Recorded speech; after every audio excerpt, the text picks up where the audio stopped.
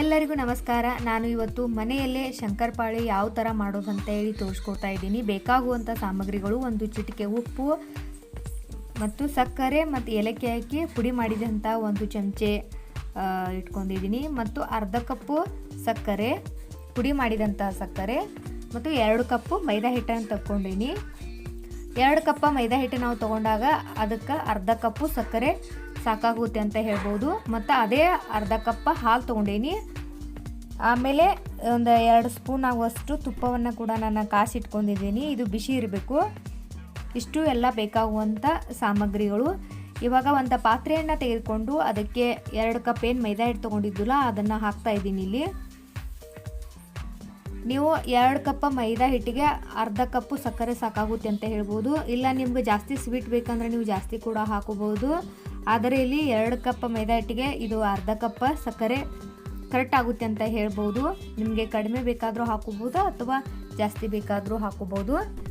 ಇಲ್ಲಿ ನಾನು ಪುಡಿ ಮಾಡಿ ಇಟ್ಕೊಂಡಿದ್ದೀನಿ ಸಕ್ಕರೆ, ಅದನ್ನು ಕೂಡ ಇವಾಗ ಚೆನ್ನಾಗಿ ಎಲ್ಲ ಮಿಕ್ಸ್ ಮಾಡ್ಕೋತಾ ಇದ್ದೀನಿ. ಚೆನ್ನಾಗಿ ಮಿಕ್ಸ್ ಮಾಡ್ಕೊಂಡ ನಂತರ ನಾವು ಏನು ತುಪ್ಪ ಕಾಸಿದ್ದಿಲ್ಲ ಅದನ್ನಿಲ್ಲಿ ಇವಾಗ ತೆಗೆದುಕೊಂಡು ನಾನು ಹಾಕ್ತಾ ಇದ್ದೀನಿ. ಸ್ವಲ್ಪ ಬಿಸಿನೇ ಇರಬೇಕಾದ, ಬಿಸಿ ಇದ್ದರೆ ಚೆನ್ನಾಗಿ ಶಂಕರಪಾಳಿ ಚೆನ್ನಾಗಿ ಹಾಕೋ ಅಂತ ಹೇಳ್ಬೋದು. ನೀವು ತುಪ್ಪ ಇಲ್ಲ ಅಂತಂದ್ರೆ ಬೇಕಾದರೆ ನೀವು ಡಾಲ್ಡಾ ಅಂತಾರಲ್ಲ, ಡಾಲ್ಡಾ ಕೂಡ ನೀವು ಕಾಸಿ ಹಾಕ್ಬೋದು. ಇದಕ್ಕೆ ತುಪ್ಪ ಇದ್ದರೆ ಚೆನ್ನಾಗಿ ಹಾಕೋ ಅಂತ ಹೇಳ್ಬೋದು. ಇಲ್ಲಿ ನಾನು ಏಲಕ್ಕಿ ಪುಡಿ ಕೂಡ ಹಾಕಿದೆ. ಏಲಕ್ಕಿ ಪುಡಿ ಹಾಕಿದ ನಂತರ ಒಂದು ಚಿಟಿಕೆ ಉಪ್ಪು ಹಾಕಬೇಕು. ಯಾವಾಗಲೂ ನಾವು ಸ್ವೀಟ್ ಮಾಡುವಾಗ ಒಂದು ಚೂರು ಏನು ಮಾಡಬೇಕು, ಉಪ್ಪು ಹಾಕಬೇಕು. ಎಲ್ಲ ಸ್ವೀಟ್ ತಿಂದರೆ ಬಾಯಿ ಕಟ್ಟುತ್ತೆ ಅಂತಾರಲ್ಲ, ಹಾಗಾಗಿ ಸ್ವಲ್ಪ ಉಪ್ಪು ಹಾಕಿದರೆ ಚೆನ್ನಾಗಿ ಹಾಕೋ ಅಂತ ಹೇಳ್ಬೋದು. ಇವಾಗ ಎಲ್ಲ ಹಿಟ್ಟನ್ನು ಚೆನ್ನಾಗಿ ಮಿಕ್ಸ್ ಮಾಡ್ಕೋಬೇಕು. ಆ ಸಕ್ಕರೆ ತುಪ್ಪ ಎಲ್ಲ ಒಂದೇ ಹದಕ್ಕೆ ಬರಬೇಕಾದ ಎಲ್ಲ ಚೆನ್ನಾಗಿ ಮಿದ್ದಿ ಕೈಲಿ ಎಲ್ಲ ಒಂಥರ ಸಾಫ್ಟ್ ಆಗೋ ಥರ ಚೆನ್ನಾಗಿ ಮಿಕ್ಸ್ ಮಾಡ್ಕೋಬೇಕು. ನೀವು ಎಷ್ಟು ಚೆಂದ ಕಲಿಸ್ಕೊತೀರಲ್ಲ ಅಷ್ಟು ಎಲ್ಲ ಕಡೆ ಮಿಕ್ಸ್ ಆಗುತ್ತೆ ಅಂತ ಹೇಳ್ಬೋದು ಸಕ್ಕರೆ.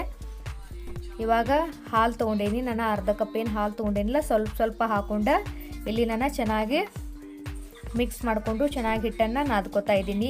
ಇಲ್ಲಿ ನೀವು ಇನ್ನೊಂದು ಬೇಕಾದರೂ ಮಾಡ್ಬೋದು. ಸಕ್ಕರೆ ಮತ್ತು ಹಾಲು ಎರಡೂ ಸ್ವಲ್ಪ ಬಿಸಿ ಮಾಡಿಕೊಂಡು ಸಕ್ಕರೆ ಕರಗೋವರೆಗೆ ಚೆನ್ನಾಗಿ ಮಿಕ್ಸ್ ಮಾಡ್ಕೋಬೇಕು. ಮತ್ತು ಬಿಸಿ ಇದ್ದಾಗ ನಾದಬಾರ್ದು ಯಾವಾಗ ಭೀ. ಅದು ಆರಿದ ನಂತರ ನೀವೇನು ಸಕ್ಕರೆ ಹಾಲು ಗ್ಯಾಸ್ ಮೇಲೆ ಏನು ಕಾಸ್ಕೊಂಡಿರ್ತಿಲ್ಲ ಅದು ಸ್ವಲ್ಪ ಆರಬೇಕು. ಆರಿದ ನಂತರ ನೀವು ಅದನ್ನ ಹಾಕ್ಕೊಂಡು ಕೂಡ ನೀವು ನಾದ್ಕೋಬೋದು. ಈ ಥರ ಮಾಡ್ರೆ ನಡಿತೈತಿ. ನಿಮ್ಗೆ ಆ ಥರ ಬೇಕಾದರೂ ಕೂಡ ನೀವು ನಾದ್ಕೋಬೋದು ಹಿಟ್ಟನ್ನು. ಇಲ್ಲಿ ಚೆನ್ನಾಗಿ ಸಾಫ್ಟಾಗಿ ನಾದ್ಕೋಬೇಕು. ನೀರು ಹಾಕೋದಿಲ್ಲ. ಅಲ್ಲಿ ಎಷ್ಟು ಹಾಲು ತೊಗೊಂಡಿರ್ತಿರಲ್ಲ ಆ ಥರಲ್ಲ ಅಷ್ಟೇ ನಾವು ನಾದ್ಕೋಬೋದು. ಒಂದು ಸ್ವಲ್ಪ ಅರ್ಧ ಕಪ್ಪದು ಏನಿತ್ಲಿ ಒಂದು ಸ್ವಲ್ಪ ಹಾಲು ಉಳಿತಾವ ಅಷ್ಟೇ.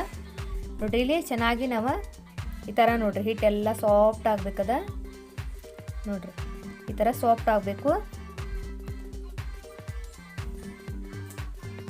ನಾವು ಚೆನ್ನಾಗಿ ಕಲಿಸ್ಕೊಂಡ ನಂತರ ಇದನ್ನು ಏನು ಮಾಡ್ಬೇಕಂತಂದ್ರೆ ನೀವು ಬೇಗ ಭೀ ಮಾಡ್ಬೋದು. ಬಟ್ ಹಿಟ್ಟು ಎಷ್ಟು ಚೆನ್ನಾಗಿ ನೆನಿತಿತ್ಲೆ ನೋಡಿ, ಇಷ್ಟು ಹಾಲು ಉಳ್ದವು ಎಷ್ಟು ಚೆನ್ನಾಗಿ ನೆನಿತಿತ್ಲೆ ಅಷ್ಟೇ ಚೆನ್ನಾಗಿ ಶಂಕರಪಾಳಿ ಆಗ್ತಾವ ಅಂತ ಹೇಳ್ಬೋದು. ನೀವು ಇಲ್ಲಿ ಅರ್ಧ ಗಂಟೆ ನೆನೆಸಿಟ್ಕೋಬೇಕು. ಇಲ್ಲಿ ನೋಡಿರಿ ಅರ್ಧ ಗಂಟೆ ಆಗಿದೆ. ಇವಾಗ ಹಿಟ್ಟು ನೆನೆದ್ರೇ ಚೆನ್ನಾಗಿ ಆಗ್ತಾವ ಅಂತ ಹೇಳ್ಬೋದು. ನೀವು ಬೇಗ ಕೂಡ ಮಾಡ್ಬೋದು. ಸ್ವಲ್ಪ ಇವಾಗ ನೋಡಿ ಸ್ವಲ್ಪ ಎಣ್ಣೆ ಹಾಕಿ ಚೆನ್ನಾಗಿ ಮಿತ್ಕೋಬೇಕು. ಸ್ವಲ್ಪ ಭಾಳ ಅಲ್ಲ, ಸ್ವಲ್ಪ ಮಿತ್ಕೊಂಡು ನೀವು ನನ್ನಲ್ಲಿ 2 ಉಳ್ಳಿ ಮಾಡ್ಕೊಂಡೇನಿ. ಸ್ವಲ್ಪ ಹೋಳಿಗೆ ಮನೆಗೆ ಎಣ್ಣೆ ಹಚ್ಚಿ ಈ ಥರ ಲಟ್ಟಿಸ್ಕೋತಾ ಇದ್ದೀನಿ. ಭಾಳ ತಿಳು ಲಟ್ಟಿಸ್ಬಾರ್ದು, ಒಂದು ಸ್ವಲ್ಪ ದಿಪ್ಪನ ಲಟ್ಟಿಸ್ಬೇಕು. ಸ್ವಲ್ಪ ಎಣ್ಣೆ ಹಚ್ಕೊಂಡು ನೀವು ಲಟ್ಟಿಸ್ಬೇಕು. ಒಂದು ಸ್ವಲ್ಪ ದೊಡ್ಡದನ್ನು ಲಟ್ಟಿಸ್ಬೇಕು. ಯಾಕಂದ್ರೆ ಅದು ಆಮೇಲೆ ಮತ್ತೆ ಮೈದಾ ಇಟ್ಟಲ್ಲ, ನಾವು ಎಷ್ಟು ಲಟ್ಟಿಸಿರಬೇಕು ಕೂಡ ಅದ ತಾನ ಮತ್ತು ಲಟ್ಟಿಸಿದ ಮತ್ತು ಅದು ಕುಗುತ್ತೈತಿ ಹಿಟ್ಟು.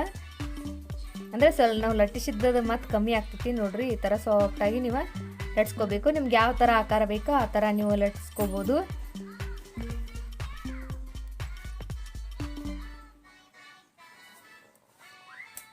ಭಾಳ ಅಂದ್ರೆ ಹೊಳಸಾಡಬಾರ್ದು. ಲಟ್ಸು ಒಳದಾಗ ಒಂದೇ ಥರ ಇಟ್ಟು ನೀವು ಬೇಕಾದ್ರೆ ಹೋಳಿಗೆ ಮನಿನ ಸ್ವಲ್ಪ ಸರಿಸ್ಕೊಂಡು ಲಟ್ಟಿಸ್ಬೇಕು. ನಾ ಇಲ್ಲಿ ತೋರಿಸಿಲ್ಲ ಆ ಥರ ದಿಪ್ಪ ಇರಬೇಕು, ಭಾಳ ತಿಳು ಇರಬಾರ್ದು. ನಾನು ಇಲ್ಲಿ ಚಾಕುದಲ್ಲಿ ಕಟ್ ಮಾಡ್ತಾ ಇದ್ದೀನಿ. ನಿಮಗೆ ಡೈಮಂಡ್ ಶೇಪ್ ಯಾವ ಥರ ಬೇಕೋ ಆ ಥರ ನೀವು ಕಟ್ ಮಾಡ್ಕೋಬೋದು. ಇಲ್ಲಿ ನಾನು ಚೌಕಾಗಿ ಮಾಡ್ತಾಯಿದ್ದೀನಿ. ನೀವು ನಮ್ಮ ಕಡೆ ಚಿರಣಿ ಅಂತಾರು, ಚಿರಣಿಲೇ ಬೇಕಾದ್ರೆ ಕೊರ್ಕೋಬೋದು ಅಥವಾ ಪಿಜ್ಜಾ ಕಟ್ಟರ್ ಅಂತಾರಲ್ಲ ಆ ಥರಲ್ಲೇ ಬೇಕಾದರೂ ನೀವು ಮಾಡ್ಕೋಬೋದು. ನಾನು ಇಲ್ಲಿ ಚಾಕುಲೇ ಕಟ್ ಮಾಡ್ತಾಯಿದ್ದೀನಿ. ನಿಮ್ಗೆ ಯಾವ ಶೇಪ್ ಬೇಕಲ್ಲ ಆ ಶೇಪಲ್ಲಿ ನೀವು ಕಟ್ ಮಾಡ್ಕೊಳ್ಳಿ. ನೋಡ್ರಿ ಈ ಥರ ನಾನು ಎಲ್ಲವನ್ನ ಕಟ್ ಮಾಡ್ಕೊಂಡೇನಿ. ನಿಜವಾಗ್ಲೂ ಹೇಳ್ತೀನಿ, ಭಾಳ ಅಂದ್ರೆ ಭಾಳ ಮಸ್ತ್ ಅಕ್ಕವು. ನಾ ಏನು ಮೆಜರ್ಮೆಂಟ್ ಹೇಳಿಲ್ಲ ಆ ಮೆಜರ್ಮೆಂಟ್ಲೇ ನೀವು ತೊಗೊಂಡು ಮಾಡಿರಿ. ಸೇಮ್ ಬೇಕ್ರಿಯಾಗ ಇರ್ತಾವಲ್ಲ ಅದೇ ಥರ ಹಾಕವು. ನನಗಂತೂ ತುಂಬಾ ಇಷ್ಟ. ಮತ್ತು ಬಹಳ ಕಷ್ಟ ಅದು ಏನಿಲ್ಲ, ಭಾಳ ಈಜಿ ಇದೆ. ಯಾವಾಗ ಬೇಕಾದಾಗ ನೀವು ಈ ಥರ ಮಾಡ್ಕೊಂಡು ಕೂಡ ತಿನ್ಬೋದು. ಮಕ್ಕಳಿಗೂ ಕೂಡ ತುಂಬಾ ಇಷ್ಟ ಆಕ್ಕವು. ಅಳತೆಯಲ್ಲಿ ಏನು ವ್ಯತ್ಯಾಸ ಆಗಬಾರ್ದು. ಅಳತೆ ನಾವು ಏನು ಮಾಡಿರ್ತೀವಲ್ಲ ಅಷ್ಟು ಹಾಕಿರಿ ಅಂದರೆ ನೀವು ತುಂಬಾ ಚೆನ್ನಾಗಿ ಹಾಕೋ ಅಂತ ಹೇಳ್ಬೋದು. ನೋಡಿ ನಾ ಈ ಥರ ಎಲ್ಲವನ್ನು ಚೆನ್ನಾಗಿ ಕಟ್ ಮಾಡ್ಕೊಂಡು ಇವಾಗ ಒಂದು ಪ್ಲೇಟ್ ತೊಗೊಂಡು ಆ ಪ್ಲೇಟ್ ಒಳಗೆ ಎಲ್ಲವನ್ನು ಹಾಕುತ್ತಾ ಇದ್ದೀನಿ. ಒಂದು ಪ್ಲೇಟ್ದಾಗ ಹಾಕಿದ ಬಳಿಕ ಇನ್ನೊಂದು ಏನು ಉಳಿಯಿತ್ತಲ್ಲ ಅದನ್ನು ಕೂಡ ನಾನು ಲಟ್ಟಿಸಿ ಕಟ್ ಮಾಡಿ ಇಟ್ಕೊಂಡಿದ್ದೀನಿ. ಈಗ ಗ್ಯಾಸ್ ಮೇಲೆ ಕೂಡ ನಾನು ಒಂದು ಪಾತ್ರೆನಿಟ್ಟು ಅದಕ್ಕೆ ಎಣ್ಣೆ ಹಾಕ್ತಾಯಿದ್ದೀನಿ. ನಾನು ಸ್ವಲ್ಪ ಮಾಡೀನಿ, ಹಾಗಾಗಿ ಸ್ವಲ್ಪ ಎಷ್ಟು ಬೇಕಲ್ಲ ಅಷ್ಟು ಎಣ್ಣೆನ ಹಾಕ್ಕೊಂಡಿದ್ದೀನಿ.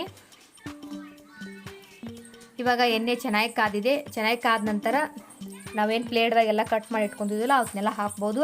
ಇಲ್ಲೇ ನಾವು ಸ್ವಲ್ಪ ಅಂಟ್ಕೊಂಡಿರಬೇಕು ಕೂಡ ಏನೂ ಪ್ರಾಬ್ಲಮ್ ಆಗೋದಿಲ್ಲ, ಯಾಕಂದ್ರೆ ಅದು ಎಣ್ಣೆ ಒಳಗೆ ಹಾಕೋದಕ್ಕೆ ಎಲ್ಲ ಬಿಟ್ಕೋತಾವು. ಎಣ್ಣೆ ಫುಲ್ ಕಾದಿರಬೇಕು. ನೋಡ್ರಿ ಇಲ್ಲಿ ಎಣ್ಣೆ ಕೂಡ ಚೆನ್ನಾಗಿ ಕಾದಿದೆ. ಬ್ರೌನ್ ಕಲರ್ ಬರೋವರೆಗೂ ನಾವು ಉರಿ ಭಾಳ ಜೋರು ಇಡಬಾರ್ದು, ಮೇಲಿಂದ ಬೇಯ್ತೈತಿ ಮತ್ತು ಒಳಗಡೆ ಹಸಿ ಇರ್ತಾವೆ. ಹಾಗಾಗಿ ಸ್ವಲ್ಪ ಮೀಡಿಯಮ್ದಲ್ಲಿ ಇಡಬೇಕು ಉರಿಯನ್ನು, ಗ್ಯಾಸ್ ಉರಿಯನ್ನು.